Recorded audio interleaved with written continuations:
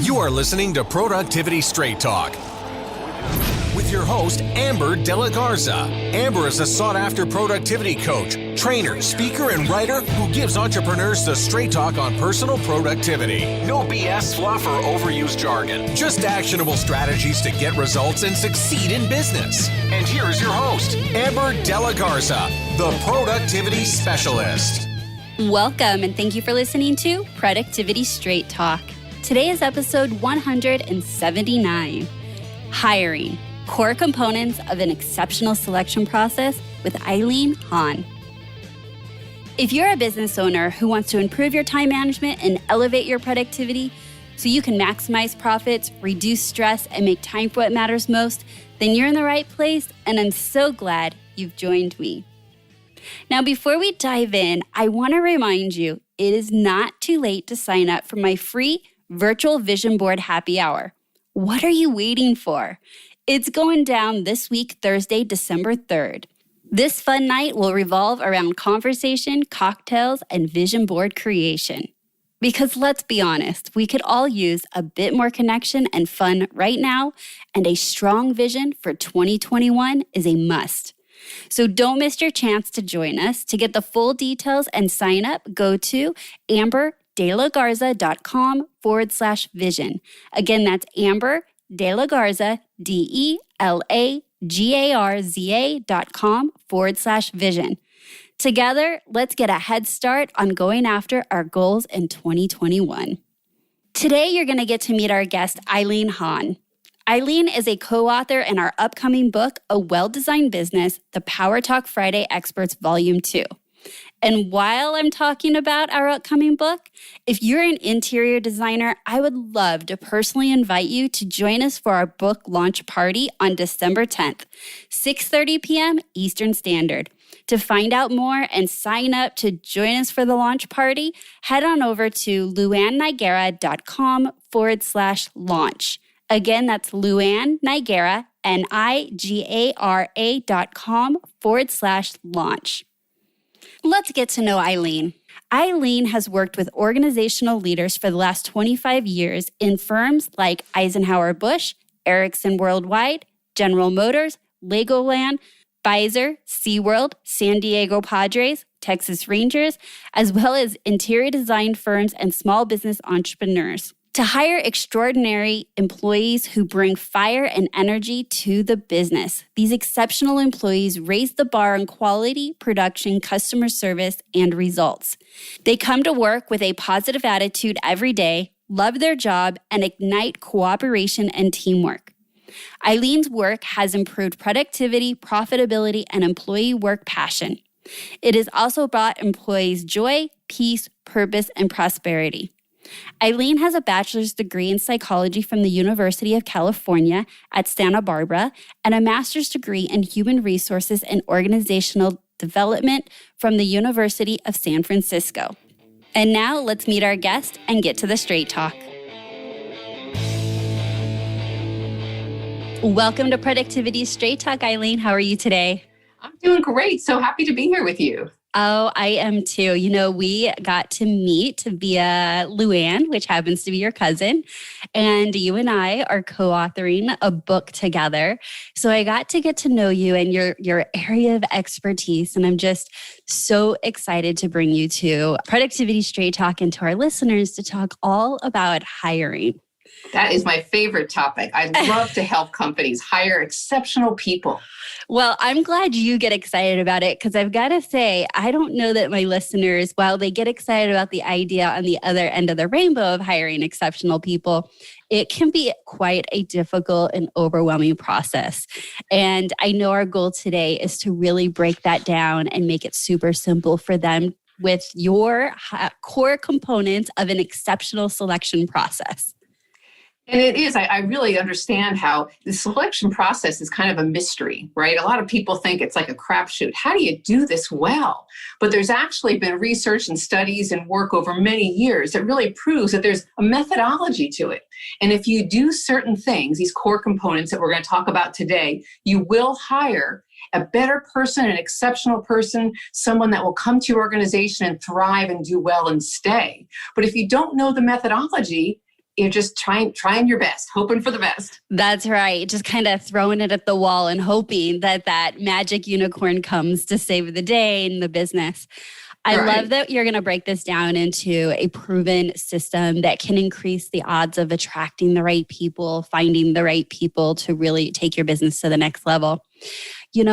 I feel like, there's so many of us that had decided we wanted to be business owners. And somewhere down the line, we realized, and we have to be like HR, like we have to know how to hire people. We have to know how to, go through this whole hiring process. And for many of us, that doesn't come second nature, nor did we have the experience, maybe that be in our previous corporate. So it is our job, I believe, as business owners to always identify gaps that need to be filled so that we can show up our best in our business. And definitely this leadership hiring is a gap that I'm excited to help fill for them today.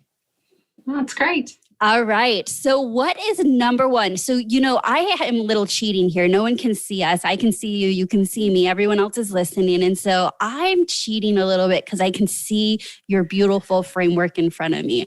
And so I'm going to tee it off to you to share what the framework is, the key components, and then tell us where we start on that journey. Great. Step one is, you want to add a staff member to your team. And so who do you want to add? What kind of position? What skills do you need? But first, we really start with, what do you want them to do? What do you need help in, right? What can kind of lighten your load, or where are some of the areas that maybe you're not as good at that you'd like to hire someone to fill that gap? Right? So you start with a job description. And this is, again, something that a lot of people, it's like, how do I write one? What does it look like?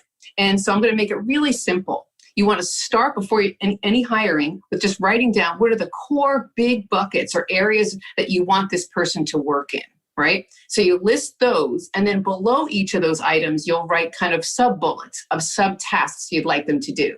Right. So if you want to hire like someone to kind of really follow your projects from start to finish, make sure all the details get done, right? Like a project manager type person, you're going to start with kind of some key responsibilities in terms of setting up the timeline, right? And the budget and the things that you want them to do underneath there. And then you're going to have a major category of like tracking, right? Each of the different steps and making sure they're done. And then communicating to the important internal team members or outside constituents that need your help in terms of accomplishing this goal. So taking the time to write this job description with the major headings of what you want them to do and the sub-bullets of the tasks underneath is a starting place for your hiring process. Because then you're clear on, people say, I want to hire like a project manager, but what does that look like? What does that mean? What are they doing? Right? Right. In my experience working with business owners, they're not even often even that clear that it's a project manager title. They're just like, I need help. And I've also noticed that because they are, Jack or Jill of everything, right? They can do all the things. Their go-to is like, I just need help. So I'm going to find someone that can kind of fill in all the places. But that's incredibly messy. And I have found that taking the time to see, okay, you may need help in a lot of areas, but in your example, if there's these buckets, now you can kind of see, oh, that's a job right there. That's like a role that can be filled instead of thinking, I'm just hiring for all the things. Right. So it's wonderful to kind of have that. And you can, there's job descriptions online. If you feel like you have some ideas, gosh, it's amazing. Today you can Google, whether it be office manager or project manager or all different types of positions and just get a sense of what are those major headings and responsibility areas. So that's a great free tool you have right there. Yes, for sure.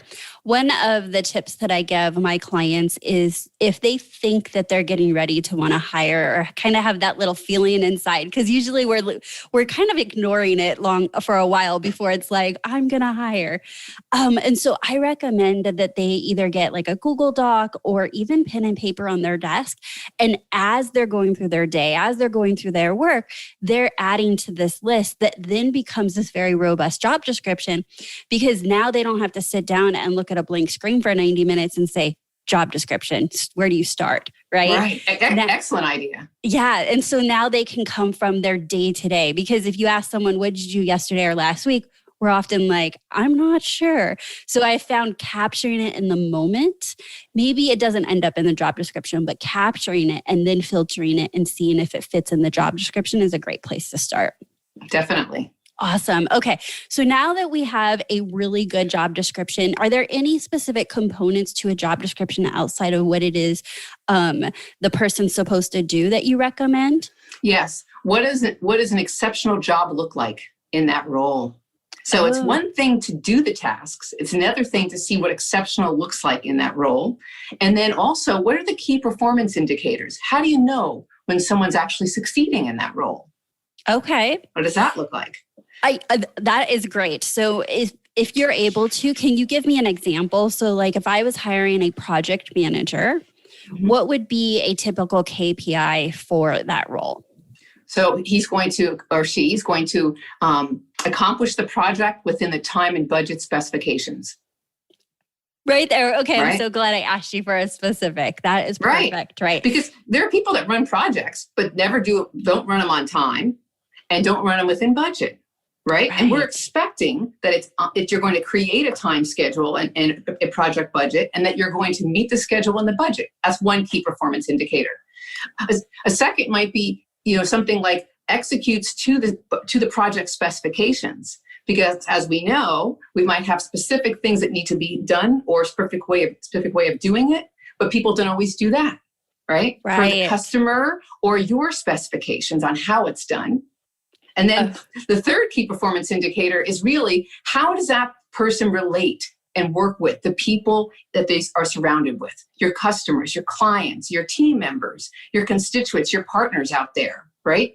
That you utilize and work with. And so again, someone could execute very efficiently and effectively, but not be nice and pleasant and in line with your core values and the culture of your business, right? Yes. Okay, I love that. I'm glad that we were able to put a few examples to identifying what does it look like to do a good job, an exceptional job, and also what are some KPIs, which means they are trackable. It is very trackable if you're within budget or if you're on time on a project.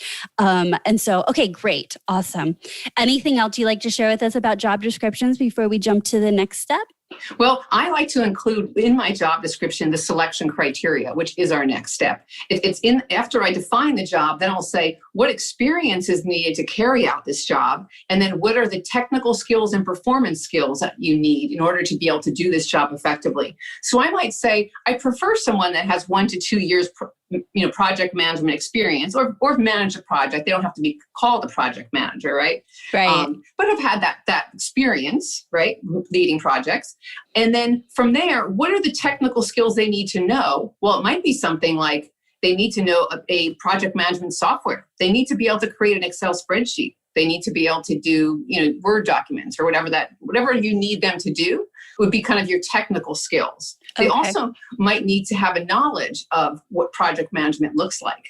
And so again, we'll talk more about this as we go through the process, but making sure someone knows what the steps are in a project, right? Right, exactly. Yeah. Okay.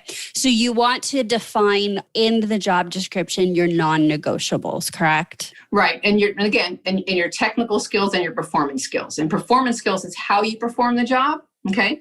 It's kind of the intangibles in terms of having good customer service skills or good leadership skills, or someone that's proactive, or someone that can manage conflict, or someone that is flexible, right? All these are organized. Those are your performance skills. Okay. Well, see, and I call those characteristic skill sets. I don't head it that way in my job description.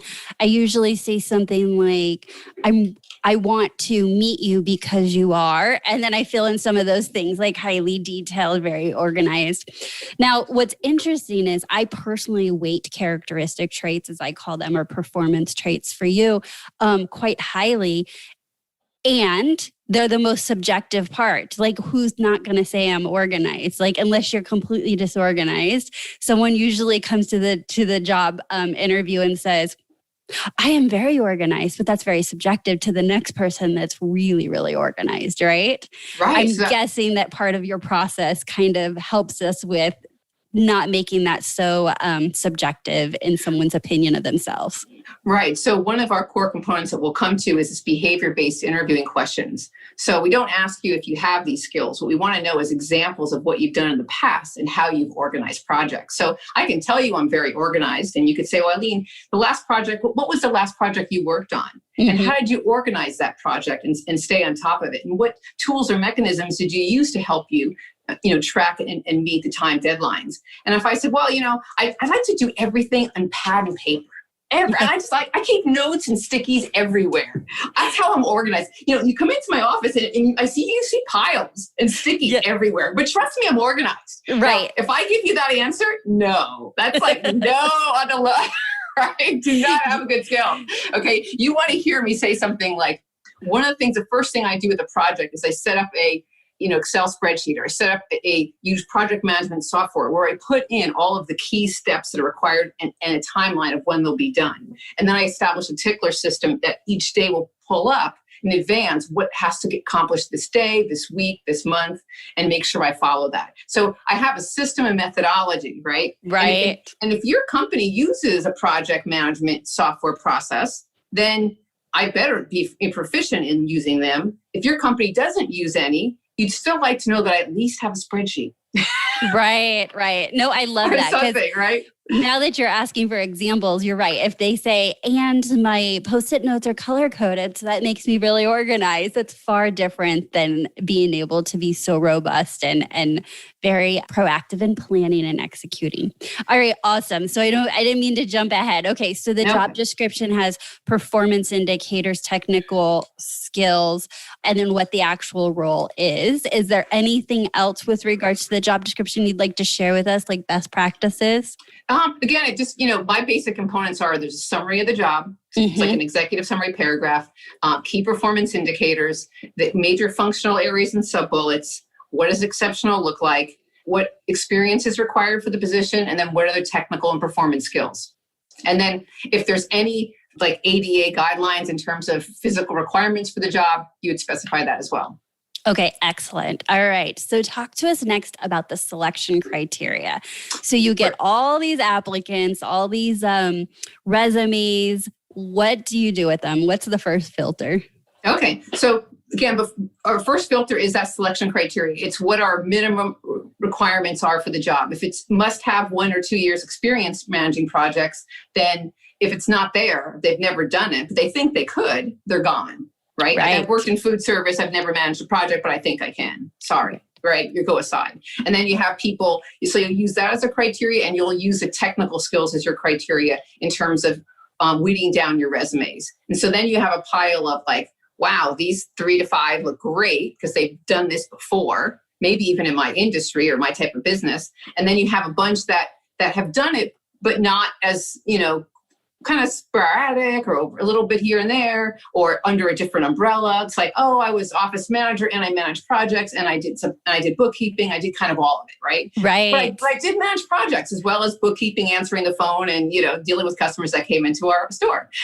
Yes. So you have all of it and you're looking at that. And so you have your criteria. But the next thing you're going to do before you get started in the process, really, before you even decide on your screening your resumes, is you're going to come up with a multifaceted selection process. So you're going to think about, how am I going to assess if I have the right person? What are the components of my selection? Is it just resume interview, or is there more to it?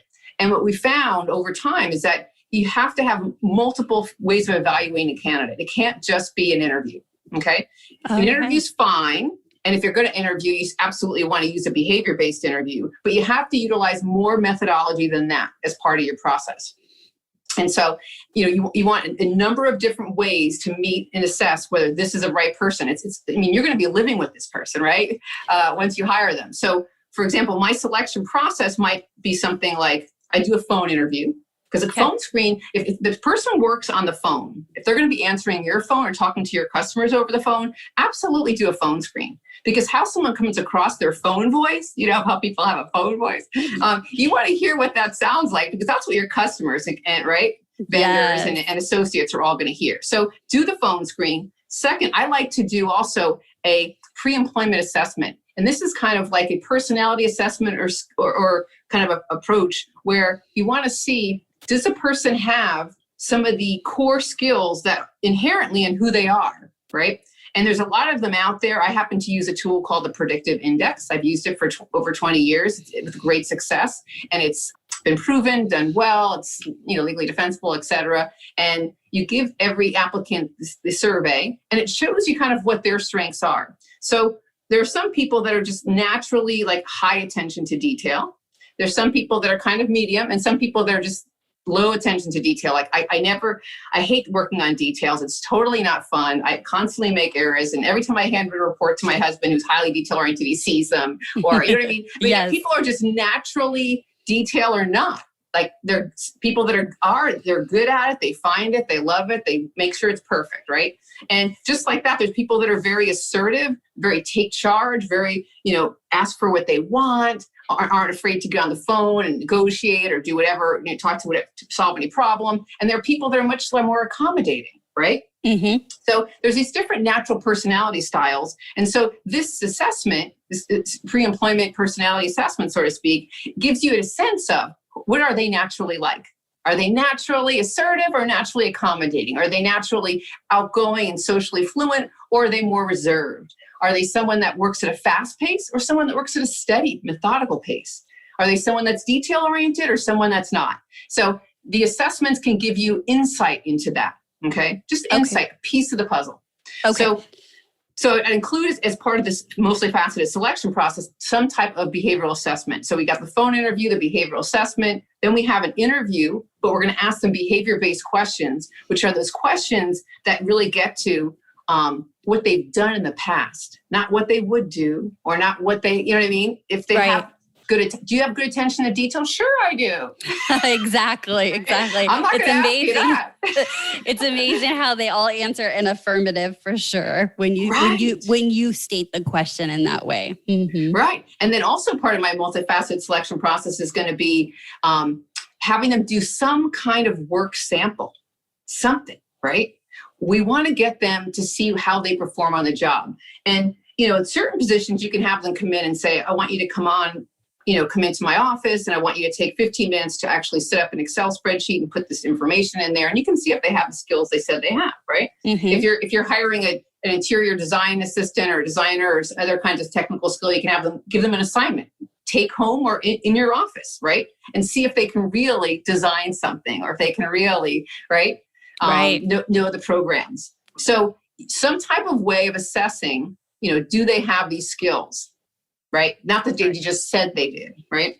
All right, excellent. And then the other part of it is we want to get a sense of like, what's their interest or passion? Because when you hire someone, if you hire someone that's both like passionate and interested in this field of what you do, and also is particularly good at the skills you need, like that's their superpower, that's their strength, then they'll be happy and enjoy it and stay and do better than if you just hire someone that can do the job.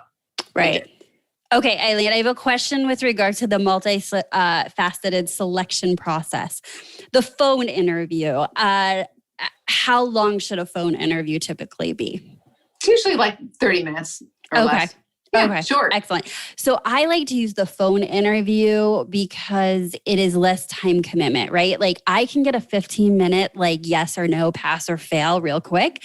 And then I'll either do an in-person or a Zoom where it's kind of, it's going to be a 30-minute block of time on my schedule, right? So let me ask you this. So if we let's just say we get 40 applicants applying, what is a good rule of thumb, do you think, to invite for phone conversations? Like, let's say they meet the selection minimum criteria that we've set for them. What do you like to start as your basis for the interview process, going from phone to the assessment to an interview? Yeah, so I would pick my top 5.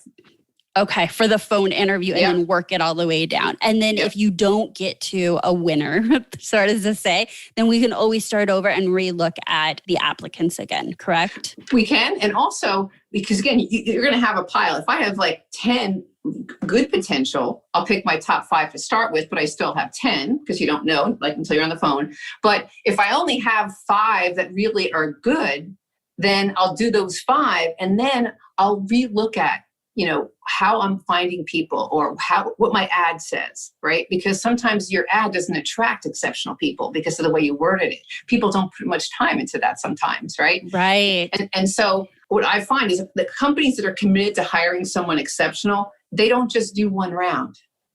They do one round, they see what they get, they do their best to put those people through the process. And if they're not the right person, they think about it. They go, do I need to change the wording, the title? Do I need to change the pay? Do I need to advertise someplace else? What do I need to do to make sure I get someone exceptional? And so many times it'll take a couple of different rounds before they actually find that exceptional person. I love that you said that, because if we hadn't said that, then someone's going to pick their 5, get to the end and be like, what did I do wrong? Okay, maybe I should settle. Like, this was a big process. Like, okay, I'm just going to pick the best of the 5. And if I heard you correctly, you said, do not settle. It's data. It's feedback to go back, tweak, and restart the process over again until you get that person where it's a resounding yes. Right. And honestly, I'll be honest, in most cases, it's not the first round. I just had a client that I was just speaking with last week that just, again, they placed their ad. I said, how many people did you screen? Oh, we screened, 35 resumes. We came up with our top 5. We phone interviewed them. We put them through an assessment. And as we look at them now, there's 1 out of the 5 that has potential. Great. So they're putting that person to the next step. But we're also re-advertising, re-looking at, and getting more applicants because it's not enough. Okay, excellent. So now if you started with the 5 phone and let's just say all 5 pass, for the pre-employment assessment that you referenced, the predictive index, is that something that anyone could access and use in their business, or do you have to be trained? What type of thing is that, and how can the normal business owner use it or access that? Sure. So there's lots of pre-employment assessments available. The predictive index is one that it's their product and their company. So if you look at predictiveindex.com or whatever, there's local distributors near you, and you buy a membership for a year to give people as many as you want for a year, right? Okay. So it's kind of nice, right? And they just do that on their own. There's also ones you can do online, variety of different assessments like that. So okay. All right. Excellent. And then with regards to the interview, any best practices for the interview? Or maybe you can share some do not do's in the interview. I'll take either one, because this is a skill set I wish that I realized was even a skill set when I first started being a business owner. Yeah, definitely. So you have your selection criteria. Your interview actually flows from that. Right? Mm-hmm. So if you have core skills that you need them to have, you write down 2 or 3 interview questions that relate to each of these core areas that you want them to be able to do. Right? Okay, yeah. And so then you're asking them about their experience in those areas to see if they have the skills. So it's not just like generic interview questions, this and that. I mean, I can tell you a few of those too. They're just always kind of nice, easy openers. But it's really saying, for this job, what do I need? And I want to find out. I'm going to dig into, do they know how to, set up a budget and timeline and a process and do they know how to, track and report on and communicate with people within the project every step of the way? And how have they done it in the past? So all the questions are going to be, tell me about a time when you had to do this. What did you do? Tell me about a project you worked on that went off track and why. Right. Tell me about a project that was off that you couldn't keep to budget. What occurred? How did you deal with that? What adjustments did you make? Okay. So using real use cases that come up in your business. I guess if I had to give my tips, it's less talking, more listening. Open-ended questions are always the best. When I first started interviewing, I was so excited about the position. I would just it was like a worse first date where I would just say, and this is everything that I want in a perfect boyfriend or employee. And they just got to shake their head. And I'm like, they're great. They totally agree. And I didn't give them a chance to actually talk and fumble or mess up or share what it is they thought they could bring to the table. I was just so excited about the position. So there's my little best, worst practices in an interview. Now, I love the open-ended questions. And it's almost like even right now we're on Zoom and I'm talking with my hands, right? I almost have to sit on my hands in an interview so I don't talk. I just say a question and it's like negotiating and then just be quiet. Just listen to whatever they have to say, not what you want them to say, because we're going to hear for those things. Exactly. So if you actually go into an interview and you have a list of questions that are job specific to the skills you need, and like you said, you ask your question and you remain silent. And if you're asking behavior-based questions, it's asking them to come up with examples from the past, right? It's going to take them a few moments to think about one. Right. So having that silence is really important, like you said. Yes. And if you just say, I'm going to stick with my questions, right? And to find out if they have the skills, you will talk less because you'll get them, right? Because the questions are all open-ended to get them to talk and give you examples. I love that. Okay, great. There's a few best practices. Okay, so we went through the interviewing and best practices. I think we left off before I was asking you interest and passions and purpose. So how do you find that out about someone that you're potentially hiring? Well, I love to ask questions like, what particularly interests you about this position? Because some people will just look at you blankly like, I just need a job. Seriously, right? 100%. Right? Or if you say, what do you know about our firm? Yeah. What excites you about being a part of our team? If they don't have answers to those questions, they're just someone that wants a job. It's a means to an end. Right. I mean, especially when Googling is like 2 seconds away. I am always blown away when I speak to someone that has done no research. I'm like, look, I'm not everywhere, but I'm easily Googleable. Like, Googleable, is that a word? You can easily Google me to where you can come to an interview and really look like you know what you're talking about or what value you could bring to the team or find shared interest. And I am so surprised at how many people just don't even try. Right. And then there's questions like, what about this job gets you really excited? What do you enjoy most about your job as a bookkeeper, as an office administrator, as a project manager, right? As the operations manager. Right. And you can see from someone's expression and how they describe it and how they talk about it, if it's their passion or if it's just something they do. Right. Now, to remind the listeners, this is the components of exceptional selection process, meaning we want to attract exceptional people, which I'm hearing you, but I think it's worth saying, like, we want people that love what they do. Like, they do show up excited.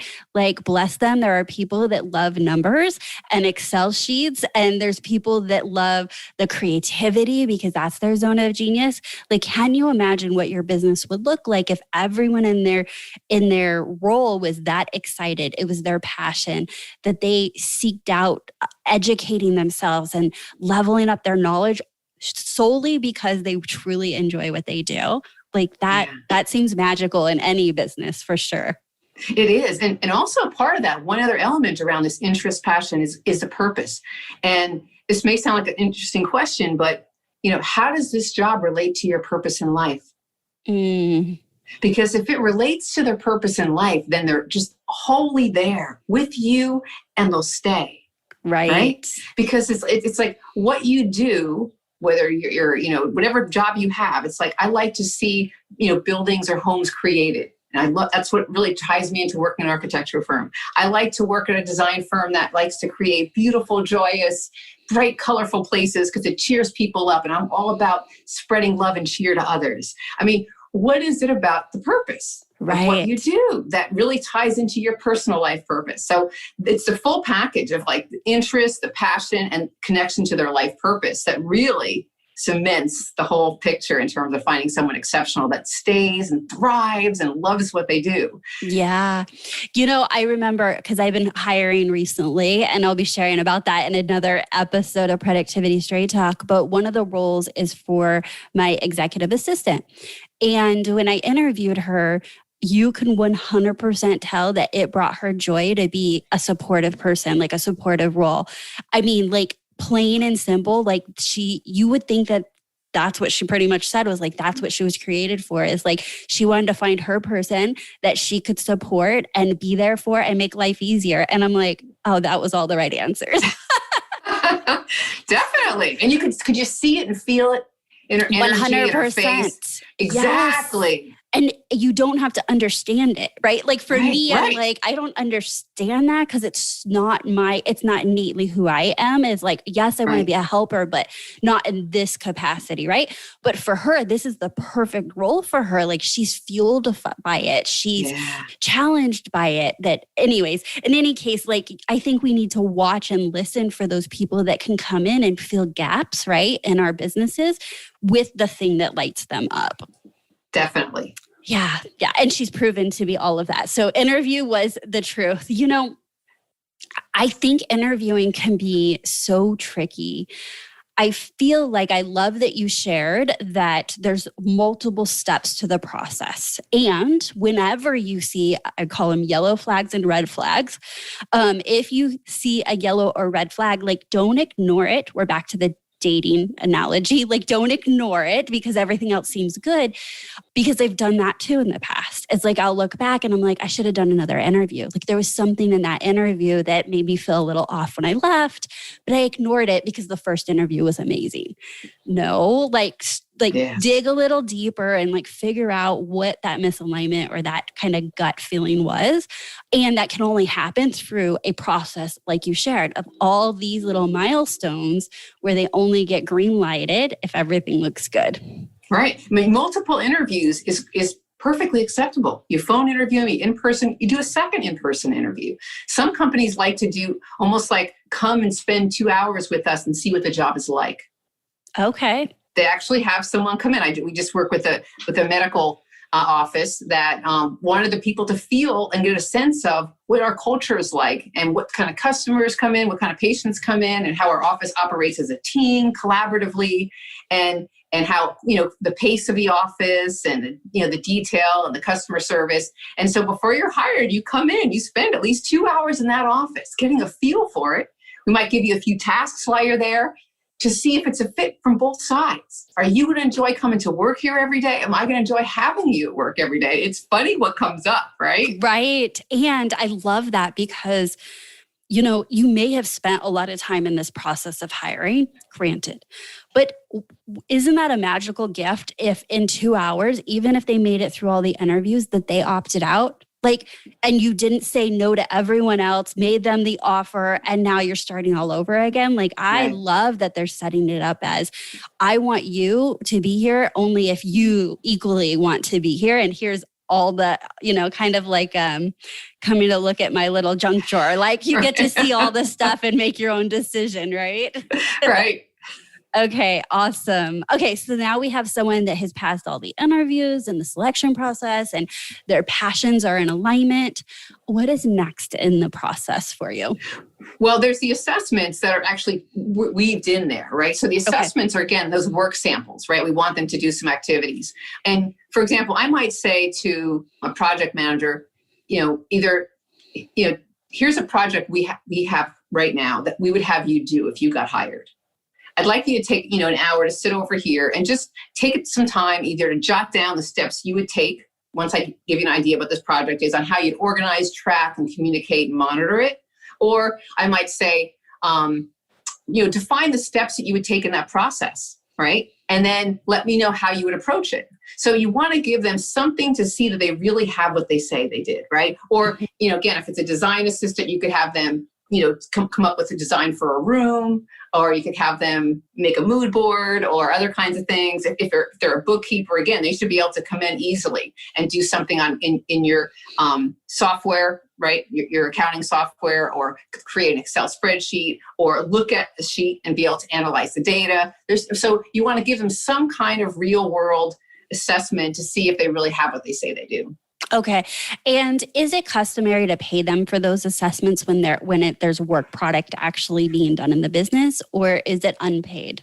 If it's a work product being done, it's paid. If it's just create something, right? Or like a, computer test or those kinds of things, then no, it's part of the interview. In fact, you could say, plan to be in my office from, 9 to noon. And part of it will be an interview, part of it will be meeting the staff and getting feel for office, and part of it will be some activities we'll have you do in the office. And so again, that's just to see if they have those skills. I've had people tell me that it's so funny. I've worked with some small business owners and they're like, I've been hiring people for 10 years and, I just can't get it right. I've had so much turnover, right? And he goes, I hire people to tell me they can type and they can't even type. I'm like, did you give them any typing tests? No, they told me they could. Right. You can do typing tests and Excel tests online. You can actually have them. Indeed has free ones, right? If you place your ad on Indeed, right? Okay. You can actually take some free tests for them. You can see how they score. And there are people that don't even score proficient. Right. And you'll see their results. So you don't have to make that mistake anymore. You don't have to hire someone that says they know Excel and doesn't, or says that they have good computer skills or typing skills and don't. You got to give them a test.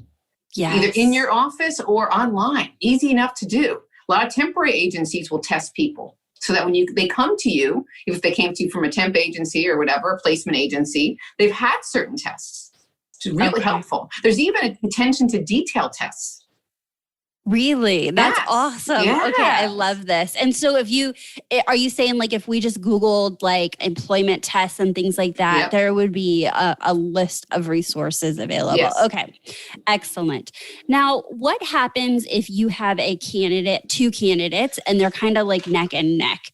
What is your recommendation? Do you say go straight off of, how well they match the job position? Do you say go after your gut, like the mix of like, I really felt like this is the person? Sure. What is your recommendation when you've got two candidates kind of neck and neck in the lead of being hired? Okay, and that happens quite often, actually. I mean, people call me all the time as a coach in this area to say, gosh, who do I hire, Eileen? Mm-hmm. Here's the pros and cons. So Right. First of all, part of this effective selection process is that you rate candidates. Again, people will interview people and go, oh, I like them. I'm like, it's nice that you like them, but how did you rate them? Did you actually have a rating form where you had technical and performance skills and you asked questions about them and you rated them on a scale of 1 to 5 in proficiency? So let's look at how you rated them. Oh yeah, I really like Sally because she was so warm and friendly, but yeah, she doesn't have this, the accounts payable experience I wanted, or she's never done a such and such thing, right? And so as we look at their skills, it becomes clear. You want someone that has the skills, right? Yes. Now, part of your assessment too is culture fit. So it's not just has the skills, it fits your culture, and it's also is of a level of what I call exceptional or excellence. So there's someone that does something above and beyond that makes them exceptional. And some people, if you ask them that, what do you have, what about you is exceptional, or what makes you exceptional? They just have no idea. And they'll even tell me sometimes I'm kind of average, actually. Right. I'm like, oh, that's fine. So Not for me. what if they're like incredibly humble, right? Like they don't want to say what they're exceptional, but your experiences, they shared a story, or maybe they did something in the application process that was like, whoa, like that is exceptional. Exactly. Their answer will demonstrate exceptional. You'll know, when you hear how they describe what and how they did things, you'll get that sense. But going back to your question, your feeling, you got two people, right? You're looking at the data, which is what their two rating forms and how you rated them. But you also have this intuition or inner guide within you, right? Yep. And so I'm using both the data and your inner sense. Some people call it a gut feeling, right? Intuition, whatever, inner guiding. Looking at both of that, all of that, where it's the right person, the right fit. And I am so about wanting people to love their job, to live and work in joy. Join me in joy, to come use your natural talents. Right. If you're thinking of it like that, who's going to join me in joy, to use their superpowers that they love, that they're good at, and is excited about what I do, what my business does, what we get up and do every day? That's who I want to add. I love that. Now, I'm a very excitable person by personality, but I have learned that not everyone shows their excitement in the same way. So while we've used the word excitement and joy and passion, I think it's worth saying, like, see people for who they are. If you've got a very introverted, quiet bookkeeper, their joy and excitement for what they do is going to show up differently in an interview, but it's still there. They may not just say like, I just jump out of bed for numbers and it just excites me. Like that might not be their language or their personality. And so just listen more than you speak. And I love that you said that you combine the data with the intuition. that I did not know what you were going to answer. And that's how I always recommend answering is the two are so powerful. And I don't think one or the other should ever drown out each other. I agree. And you made such a great point, which is, I'm an extrovert, effusive energy enthusiast, right? You can tell I'm just talking with me or hearing me, but not everyone is. And you can tell from an interview with someone's more introverted, still how they answer the questions. They still, what do you like about your job? You know what I mean? What are you excited about in terms of how you do it? And they'll tell you, like you said, having an honest process with the integrity of the numbers and having things work out and add up and knowing that we're doing things right and following a process that's legal and that, et cetera, that makes your business profitable. I love finding opportunities on a spreadsheet for where you can make more money and or bigger margin or whatever in your business. I like helping businesses grow. I like opportunity areas. Wow, everyone's buying this product or this service. Let's highlight it more. Let's tell more people about that. Right. Yeah. So they're going to answer the question, your questions in a way that'll demonstrate that they've thought about it or that it's an interest to them. But it may not be in an energy enthusiastic way as you and I are. Yes, exactly. All right. So this is where I put my hat on as the listener. I'm like, if I was driving in the car and listening to this interview, here are some questions. One of the questions that's coming up for me that I think listeners may have is, how long is this process? So we just went through this multi-level process, which I think is phenomenal in making sure you are getting to that right person in your business. Are we talking 2 weeks, 3 weeks, a month? Like, what is typical, since this is your area, from posting the job description or the job role all the way to hiring? Okay. So typical would be 3 to 4 weeks. Okay. And I've had people go through the process in 1 week, literally to hire an acceptance with an exceptional person.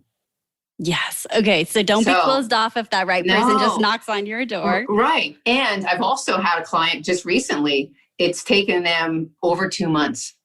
And part of it is the remote location, right? They don't get as many applicants, right? If you're in a city or if you're in a more metropolitan area, you're going to get a lot more people fast and have a bigger pool to choose from.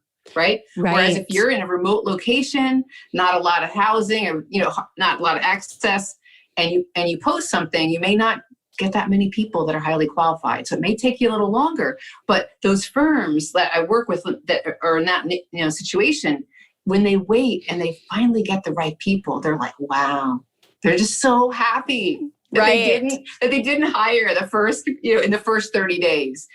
Right? As painful and hard as it is because they want that position filled, they're so much happier because when they hire the person, they're great and they stay. Right. Okay. Awesome. So glad you answered that. And do you have any advice for the frustrated business owner that says, Eileen, I've done this over and over again.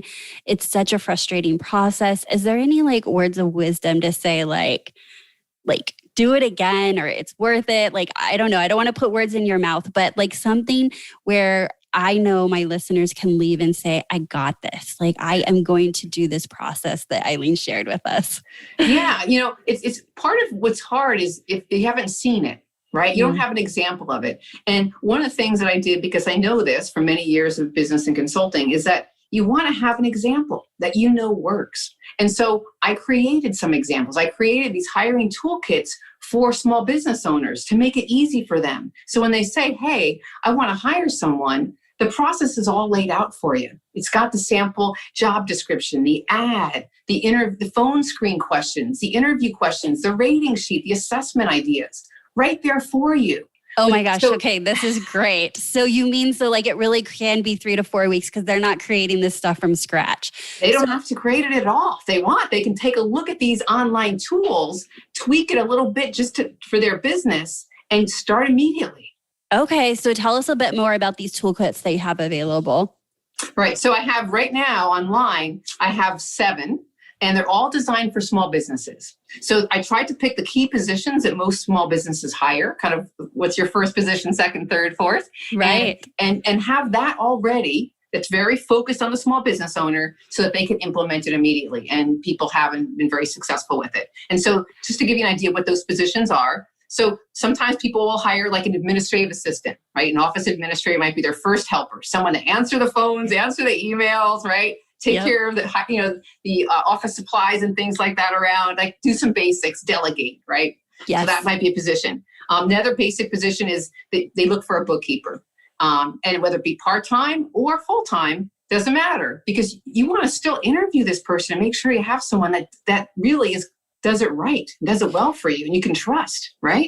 I love this. And as a pause in that example, so you may hire a bookkeeper that's internal as an employee, or you may be hiring a bookkeeper that has their own business. And I would say go through this process still. Just because they have their own business doesn't mean you don't want to attract the most exceptional person for that role, whether it is an employee or contractor.